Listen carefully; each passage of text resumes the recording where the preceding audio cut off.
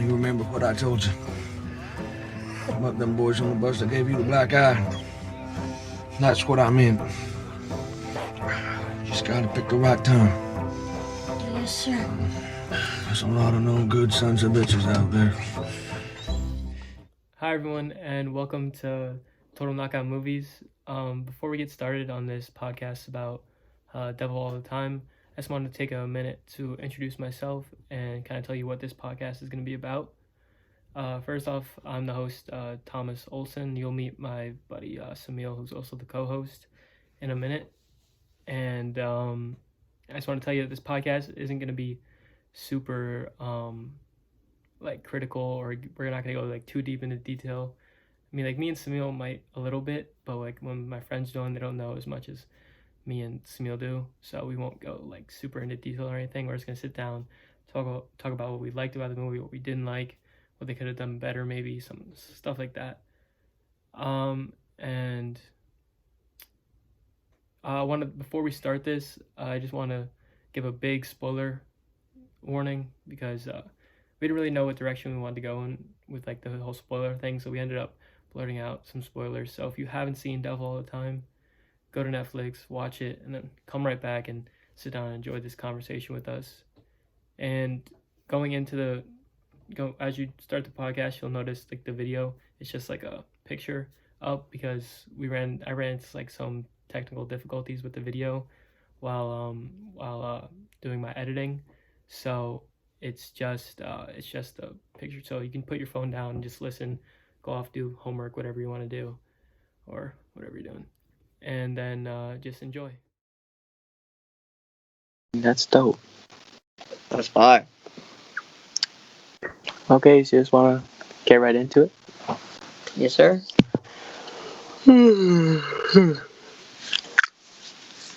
Alright, okay. Alright.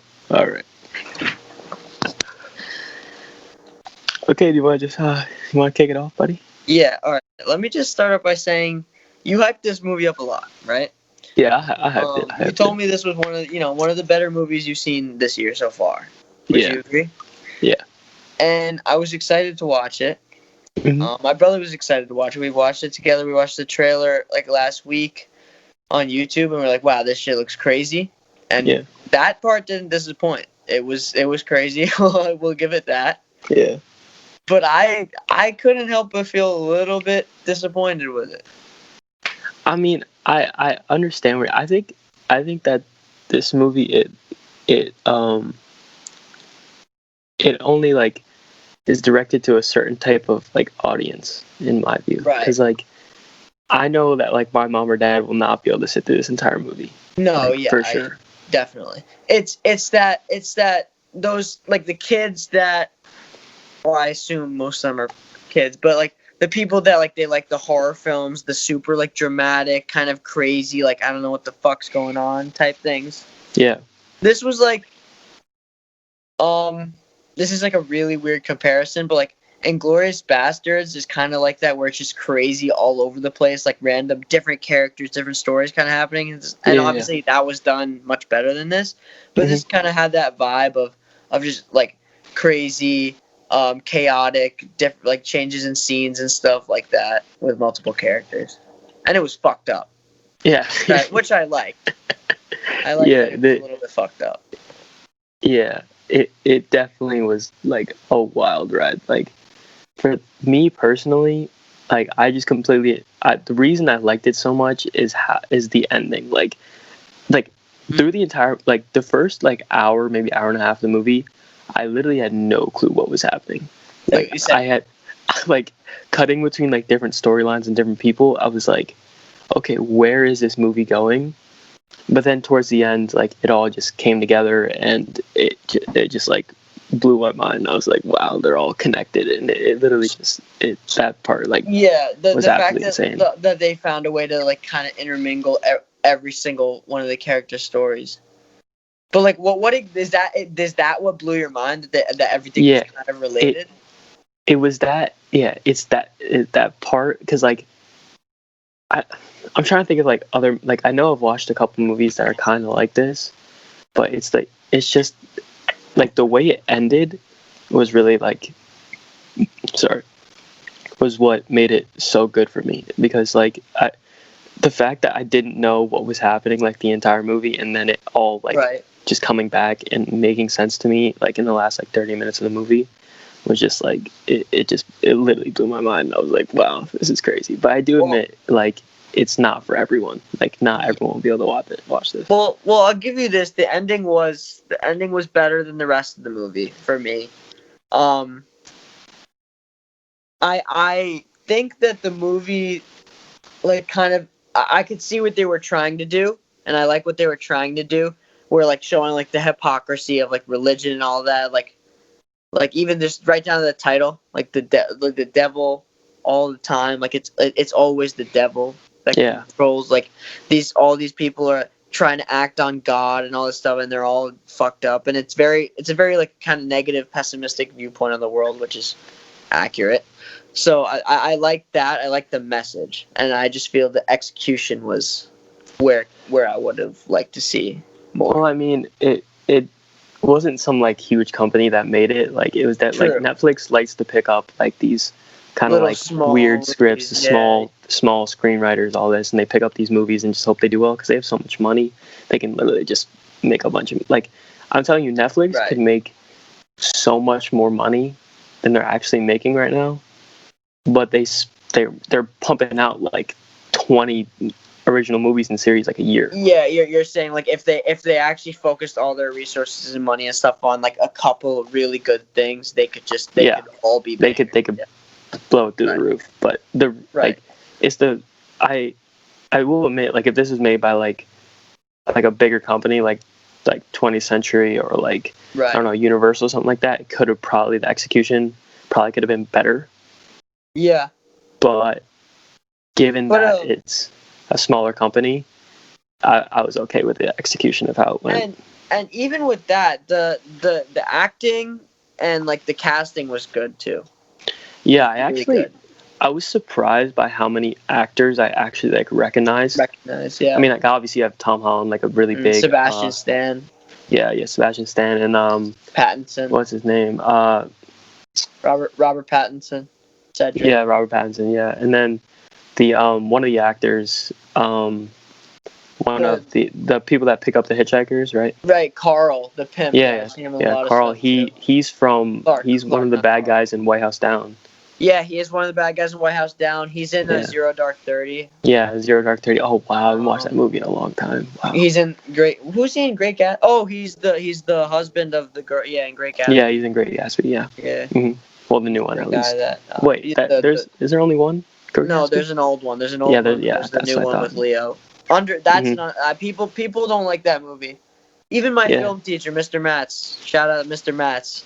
Yeah, he told me he doesn't like The Great Gatsby because of the input of like the rap music, right? To try and mix with like the 1920s like flapper stuff. But me and my brother have talked about this before. That music is perfect because there is no music of the 1920s that can capture that crazy party hype, that whole vibe, and you give it to Jay-Z and Kanye, they can do it. Yeah.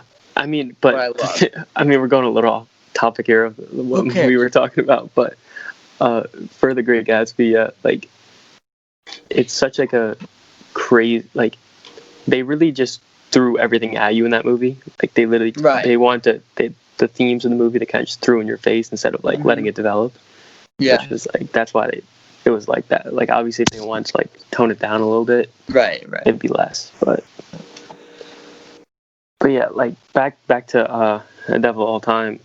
Like, I don't know, it was just like I just loved like the way that it played out. Like I like I said to you earlier when we were like texting while you were watching, like I felt like it was just like one of those TV shows that like starts really, really slow, but then like it gets better as it goes on. Yeah. Yeah, well, yeah, the slow start, very confusing start. I think we could both agree on that. It was very. I had no idea where the movie was going because I didn't even watch the trailer before I watched it. Interesting. Well, let me tell you right now, the trailer would not have helped. The trailer was ridiculous. You had no idea what's going on in the trailer. Like, they obviously, like, they're they're showing you some stuff, but the way it was able to piece together and like the plots they were able to create, the little sequences, like you couldn't have gotten any of that from the trailer. Yeah, definitely, for sure. Which means they did a good job because it was ambiguous, but also like interesting enough to kind of pull you in. Yeah, but Which is definitely the start is what I think will make a lot of people not watch it. Not Because they'll start the movie and be like, okay, this is trash, and yeah, then like I kind of can't just get move no. on. That's literally what I was. I was like hoping for it to go somewhere that. Maybe that's why my expectations were too high because I was kept hoping for it to do something like really good or go somewhere that it never did, and even though it didn't end up where, like I said, I might have been expecting it or like hoping for, it still ended in a place that was like, wow, that's crazy. Which is definitely what I like in movies. But yeah, definitely like me hyping it up to you a lot probably didn't help a lot. Yeah. But I think I was just coming off the rush of watching the movie, so I was like, wow, you gotta watch No, this. yeah. No, well, yeah, we've all like pretty much most of the movies I watch, I feel like as like let's say I'm getting out of the theater, I'm like, wow, that was a great movie.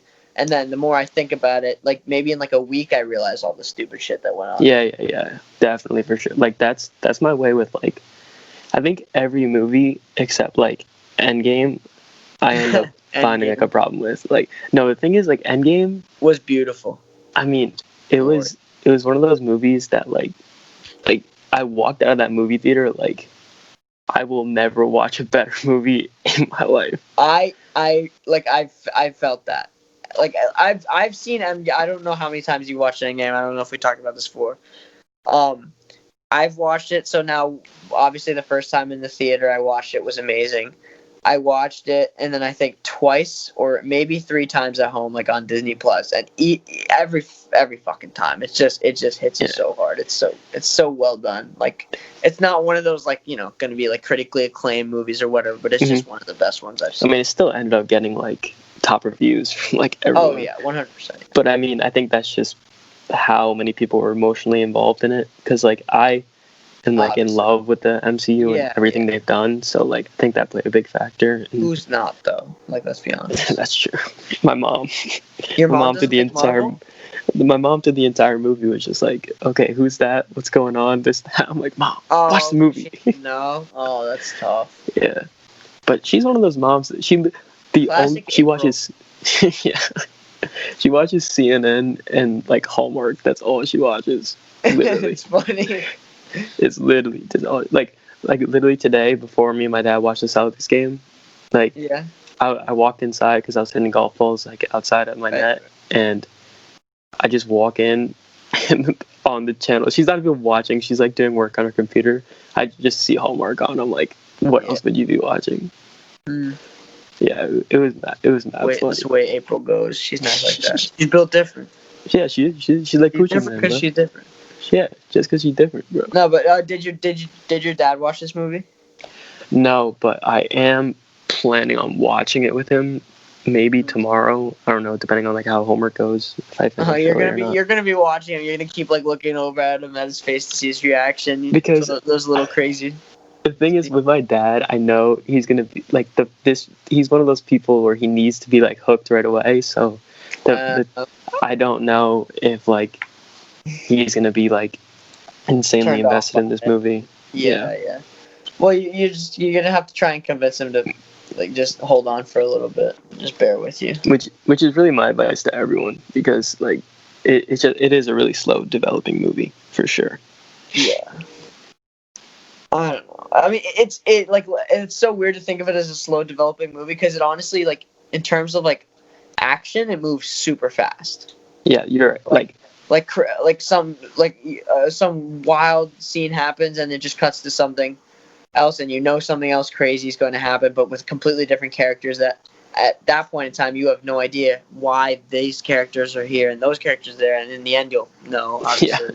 Yeah. But like it's one of those movies that you're just like, what the fuck, why the fuck, how the fuck, and then at your end you're like, oh, like, all right, come on, like that was wild.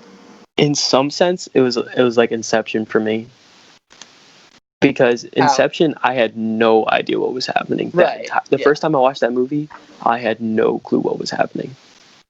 It took me like... Yeah, but the thing about Inception for me was that was more like I felt a little bit more invested in that. Maybe just because it's Christopher Nolan and I think he's my favorite director. Christopher Nolan's goated. Right, for of course. He's good. But with Inception, I think it was more of a like mind fuck because of like the concept. This didn't have like any like concept like that, like dreams or anything. This was just all out crazy action. You know what I mean? Yeah, for sure. But I see the similarity in like the confusion. And like the way, I mean, obviously Inception is way more like mind-boggling than this. Right. But yeah, they both definitely had that element of like, yo, like what the hell is going on? Yeah. Like that type of. But like back to what you were saying about like the religious aspect of it. Oh yeah. I actually like, I mean, like, you know, I go to like church every Sunday with my family and everything. Church boy. Church boy. My dad's actually preaching tomorrow. Yeah, he told me he's gonna go hard. I was like, really? okay. Okay. Yeah. But like since I've like grown up like around that like whole like religious thing, right?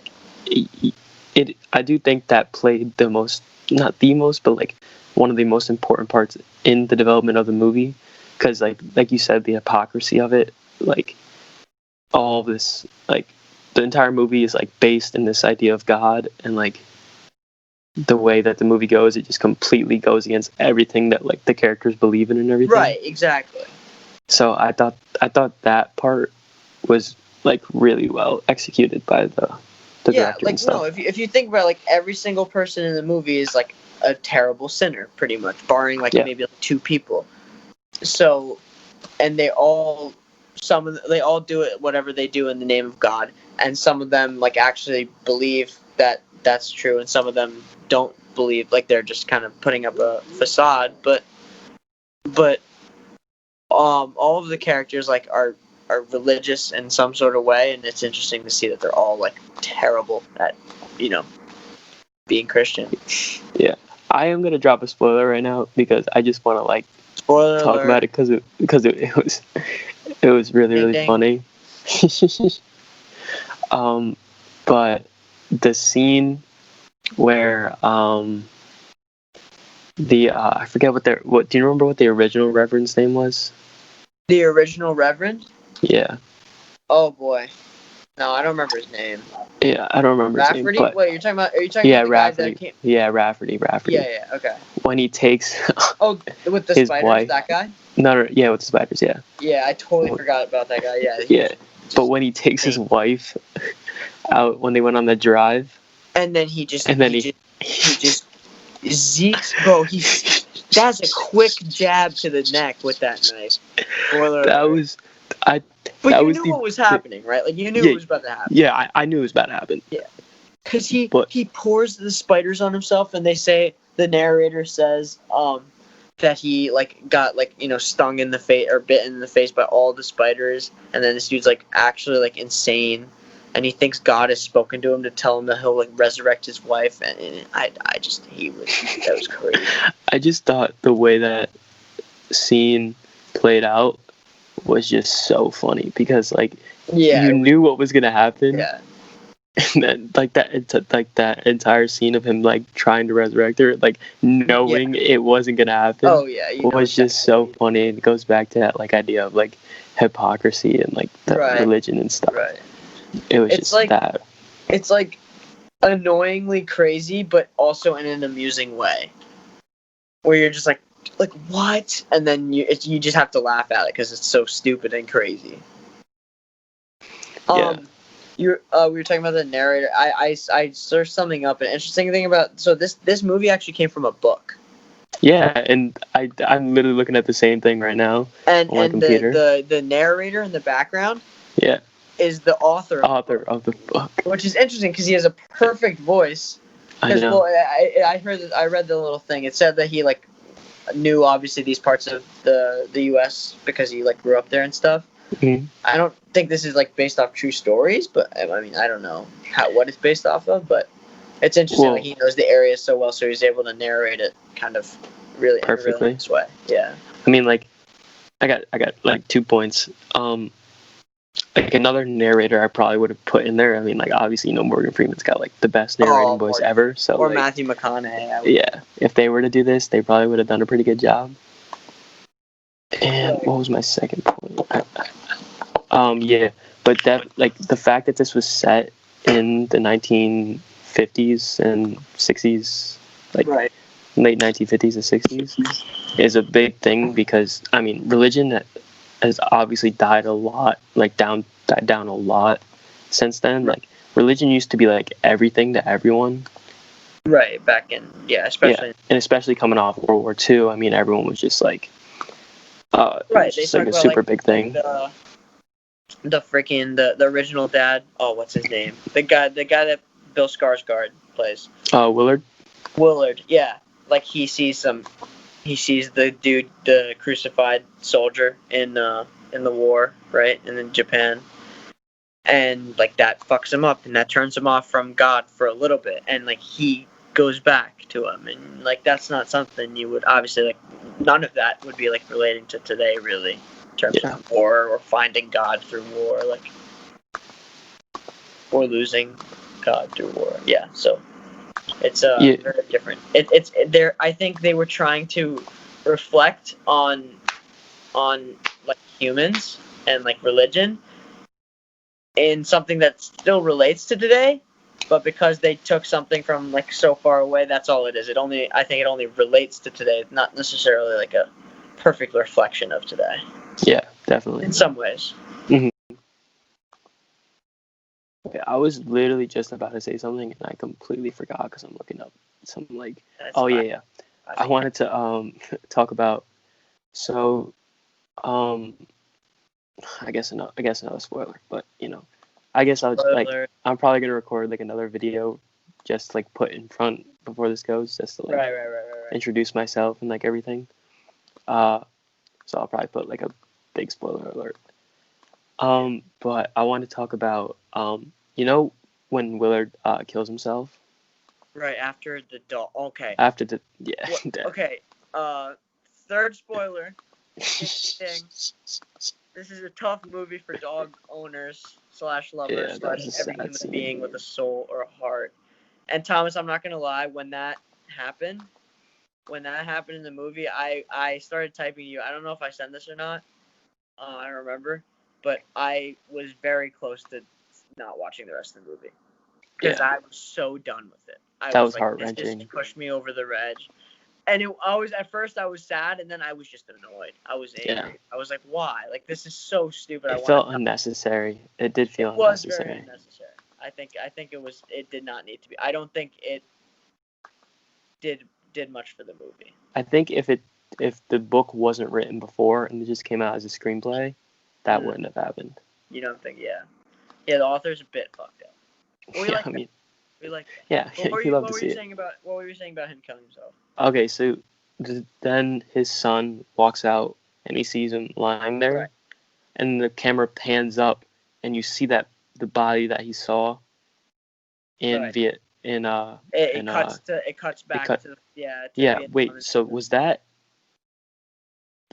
just like the son seeing that? Like, I was so confused on what that was. So basically what it was the dad I thought the dad had crucified the dog, right?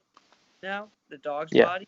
Mm-hmm. So it pans up to that, which is horrifying, right, for the viewer, and for the kid, obviously the character, and then it kind of cuts because a theme in the movie is that Willard's kind of violent nature actually did get passed down to Tom Holland's character, right, to his son, and so you're seeing his son look at the crucified victim, and then it cuts to when his father looked at the crucified victim.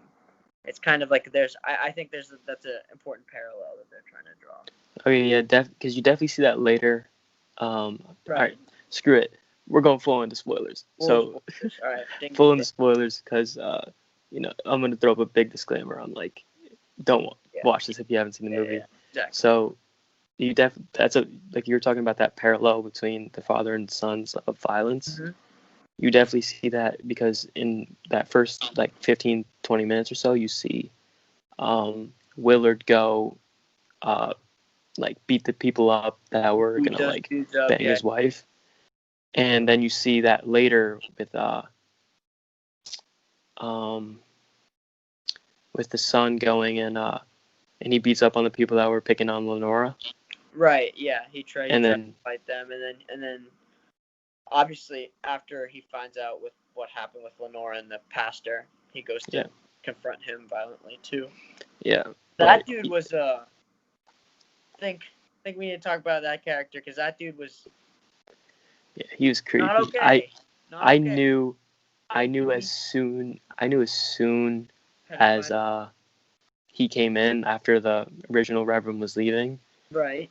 I knew as soon as that dude came in, there was gonna be trouble. Like Yeah, and I felt so bad for the grandma. She was just trying her best to impress and be good, and she's the one. She's like the one person in the movie who's like just just nice, a good good person. Nothing really happens. She took care of that girl that the original Reverend killed. Remember, the grandma wanted her Yeah, to marry yeah. Will, To marry Willard, yeah. and that woman was orphaned or something, and she like took her in and like took care of her. So, and that girl Yeah. was stupid enough to fall in love with that Reverend, but she was. Well, I mean, Mom took her in. I mean, and another interesting like parallel is Lenora and her mom. Mhm. They have that same parallel where Lenora's mom fell in love with Rafferty. A fake preaching, or a Reverend preaching who's psycho. Yeah. Yeah. And then you end up seeing her daughter Lenora Right. end up falling because I think the grandma even says it where she's like even her mom had that like attraction to like this godly power. Yeah, like, yeah, resonating. Yeah. Well, that's the whole thing with religion. Like because of God, these girls are drawn to these men of God. But these men of God, especially Robert Pattinson's, is actually just a rapey pedophile, and he like convinces himself and tries to convince these girls that like nothing happened to them except them praising the Lord together, when he's just like raping them basically. Yeah, which even parallels to nowadays when you see like these stories in the news about like pastors like raping kids and stuff like that. Oh yeah, like what is that movie Spotlight? Is that what yeah. Yeah. The Boston. Yeah. Like you even like which like means this movie like I mean obviously this movie is very unrealistic, but you can see how the internal themes still have their effect. Honestly, like nowadays. Thomas, I don't know how unrealistic it is. I don't know what goes on in like Ohio and North Carolina or whatever the fuck these places are.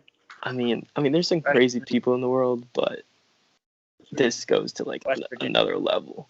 Like this really puts it out there. It's it was definitely a wild ride. But over the line is I mean, if you think about it, the Joker was over the line, right? In The Dark Knight. That was crazy. He was insane. Yeah. And I know how much you appreciate that, how amazingly done that character in that movie was. Heath Ledger, man. Heath Ledger. And on my TikTok account, I posted like... Right. But in no way is like Tom Holland or Bill Skarsgård or any of those characters on Heath Ledger level in this movie with the crazy shit they do. Even Robert Pattinson, who we love. R.I.P. Cedric. Like none of them are on that crazy level of being able to act that well, but it is very similar in that it's just there's a line in this movie clearly attempting to cross it. But yeah. Wow. Yeah, but even like back to like the Joker, like I think like he's like you can see how insane he is. Mm-hmm. But I think the reason is because he's the only like insane one in that movie. I mean, I guess Two-Face a little bit, but no, Two-Face isn't insane though. I don't see Two-Face as insane. I see him as exactly who he is, right? Well, yeah. The reason, yeah, because he is a Two-Face. I don't want to talk. I don't know if you want to talk about The Dark Knight too much here, but like the reason I think that movie is amazing and perfect is because what is the Joker's whole like the Joker wins, right? Like and then the Joker wins because he turned Harvey into the villain. He turned him bad. Like, and that Mhm. was his whole thing. Even the best, if you play them right, even the best can become rotten. And it's a perfect thing, right? Bruce Wayne says it. You either or someone I don't know if Harvey or Bruce says it first, but you either die a hero, you live to see yourself become a It's villain, Harvey. whatever it was. Yeah, It's Harvey said yeah. that. Yeah. Oh, right, when they're at the dinner with the ballet. Mhm. Oh, yeah. And like, 'Cause- yeah, that's it. That's him. Mhm. That's his character. But you see, like, Joker's the only like kind of like crazy one in that movie. In this movie, The Devil all the time, it's everyone is like pretty much insane except Yeah. like the grandma. Yeah. Like literally everyone's insane. Yeah. Everyone is honestly like the main character, Tom Holland, is probably like on the saner side because I mean, honestly, some of the like most of the stuff he did was pretty justified. That Yeah. the preacher was obviously awful. Those two people were trying to kill him. The Mhm. other dude was trying to kill him and also Sebastian Stan. His character looked weird. Was that just me? His cheeks were like puffed up. Yeah. I think They tried to that's make him look older. I think that's like a makeup thing and like a No, yeah, way they wanted to portray him. But yeah, oh yeah, definitely. he's way attractive than he looks. Or maybe he put on weight for the role. I don't know. Nah, I doubt it though. maybe sexy looking dude. Yeah, but that guy was trying to kill him too, and that guy also had a weird kind of arc. Like he's trying to win this election, right? Mhm. He's the sheriff of the police, and so it seems like that's all he cares about. And even with his sister, he's like telling his sister like, you can't get in the way of this. Like, I don't care what's going on with you, but you can't get in the way. I have to win. But then in the end, it's kind of like he kind of goes back to like he really only cares about his sister. Like he's going to kill a kid. Like he knows, Yeah. he knows exactly. Sure. So it was kind of weird to see him shift to only really caring about his sister and wanting. Which is weird because he found out what his sister was. Exactly. He found out he and I think he kind of knew, right? A part of him knew, but it confirmed it, especially when he very dies when he shows him the picture. But like he kind of knew, but like I said, like it's the devil all the time, right? So the demons inside of them get to them, basically every single character in the movie. Yeah. But overall, I think the ending of the movie was like a pretty much perfect ending for how it ended. I didn't see much of more of what else they could have done. I would have liked to see another dog just to make myself feel better because I'm still mad about that, and they could have maybe redeemed it with another, maybe another dog. I don't know where they would have fit that in though. I mean, maybe at the end of the movie, like how he gets picked up by that new hitchhiker. Right. Yeah. What if like they get to Cincinnati, and then the first thing they do, like once he gets settled in, he just goes in and like adopts a dog. Yeah. Or maybe just if that guy had a dog in his car, the hippie guy. That's also interesting. Like that guy doesn't seem like the rest. He didn't have the accent, right? The southern drawl. And he was driving I think it was like one of those old Volkswagen hippie cars, like 60s, 70s, 80s. So I think I think it's fair to assume that guy does not follow like the strict Christian, devilish like theme of most of the characters in the movie. Yeah. So it's kind of like a shift from that. But I like the silent. I'm a fan of the silent, like endings to movies where like you don't need the character. The character doesn't need to say anything. Yeah. Because there's just image does it. I think. Yeah, the ending where he falls asleep, it's kind of like a perfect ending because he's just like, he finally gets to rest. Like his entire life has been unrest, and now he finally gets to rest. Go back. Which is kind of like Tony Stark back to Endgame. Rest now. Yeah. Yeah. Oh, rip Tony Stark. Bro. Right. Well, yeah. The crazy thing about Tony Stark is that I saw this thing on maybe it was on Twitter, but it was I loved it. It was a very interesting thing. The two main Avengers, excluding Thor, right? The Marvel, the big three. But Iron Man and Captain America was the dynamic that was, I think, the most important, obviously, in the series. and I saw this thing about how it was Steve got the ending Mm-hmm. that he never thought he would would get. get, but he always deserved. Mm-hmm. And Tony got the ending that he didn't deserve, but he always knew he was going to get. Yeah. That, if that makes sense, because he knows, he sees it in the visions, right?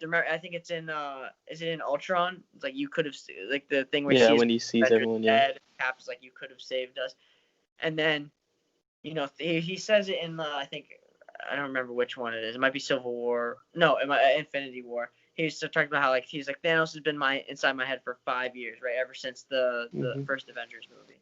Mm-hmm. So he knows where it's going, and he knows what he's gonna have to do, especially when Doctor Strange tells him. Yeah. That there's one scenario. I think it was.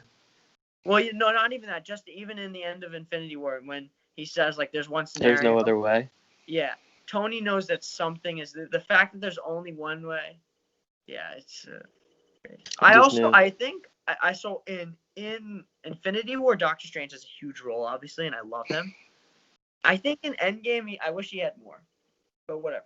Not something to complain about. But, like, I wish I could have seen a little bit more. But that portal scene is the most hype I've ever been. Also, R.I.P. Chadwick Boseman. Yeah. Fucking real one. Legend. I was that day. I literally remember exactly. I was at the turf. I was playing soccer with my brother, and then we checked our phones and we saw this, and we thought it was like fake, right? Because, like, just like we thought Kobe was fake, and I truly felt so sad that, like, the thing is, awful. No one knew about, and like, his cancer. It's no one the knew ones about that catch you by surprise, man. Man, 2020, man. 2020. We could definitely get into Endgame. Like, I know we both have a lot to talk about for Endgame. Oh yeah, like a lot. That's for another. That's for Endgame, another episode. It runs for what, 3 hours and like 10 minutes. We could easily hit that. Just talk about it. Just talking. Yeah, what a great movie. But yeah, anyways, the devil all the time. Keep that in mind, because Thomas, the devil. I don't know. I don't know if you. I know you are a church-going fella, but I don't know how religious you are. Yeah. To that, but it's interesting. Like, I'm not Christian, but, like, I'm very interested by, like, actually, I'm very interested by all religions. Not necessarily like I believe in them. I think they're interesting. Yeah, and I do too. I find interesting the kind of how certain people view, like the obviously people who, the movie makers of The Devil All the Time, are very pessimistic about religion and humans.